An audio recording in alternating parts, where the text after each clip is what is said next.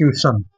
Constitution शब्द अंग्रेजी का जो वर्ड है, इसकी हिंदी होती है संविधान।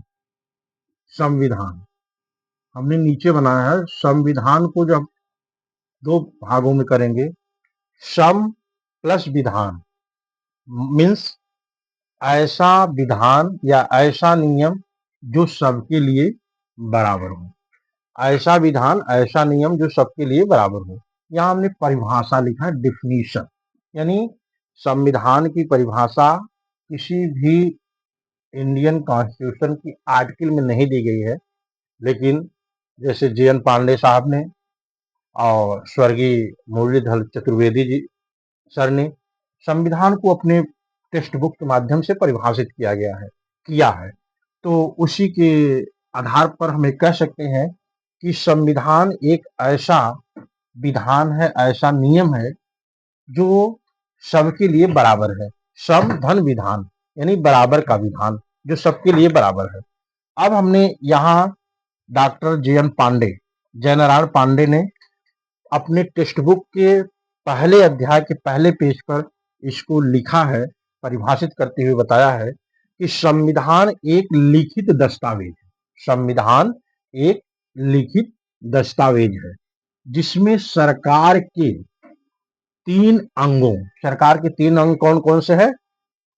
कार्यपालिका, विधायिका और न्यायपालिका। यानी संविधान एक लिखित दस्तावेज है जिसमें सरकार के तीनों अंगों यानी कार्यपालिका, विधायिका और न्यायपालिका के ढांचा यानी बेस और उनके कार्यों यानी फंक्शन और उनका संचालन, यानी तीनों का ढांचा क्या होगा, बेस क्या होगा, उनके फंक्शन क्या होंगे, कार्य क्या होंगे और किस प्रकार से वो अपने कार्य करेंगे, संचालन करेंगे, उसके लिए मार्गदर्शक सिद्धांतों का उल्लेख किया गया है या मार्गदर्शक सिद्धांतों को विहित करता है।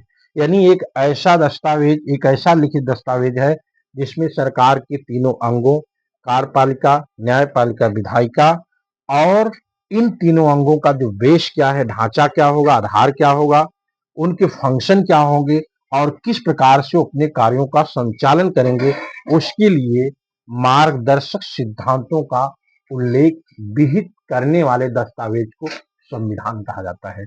इस संविधान की परिभाषा रही डॉक्टर JN पांडे के अनुसार, उन अध्याय 1 पेज संख्या 1 में उन्होंने ऐसा लिखा है। अब हम संक्षिप्त रूप से संविधान को परिभाषित करते हुए बता सकते हैं कि संविधान किसी भी देश को चलाने का एक कानूनी दस्तावेज है और जिस कानूनी दस्तावेज के माध्यम से उस देश के शासन का संचालन किया जाता है।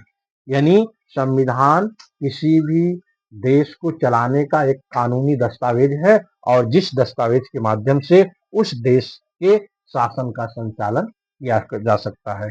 इस प्रकार से हम ये कह सकते हैं, परिभाषित तौर पर कह सकते हैं कि संविधान कुछ नियमों, सिद्धांतों का संग्रह समूह है जिसके आधार पर किसी देश के या किसी राज्य के व्यवस्था, किसी देश या किसी राज्य का के व्यवस्था का संचालन किया जाता है।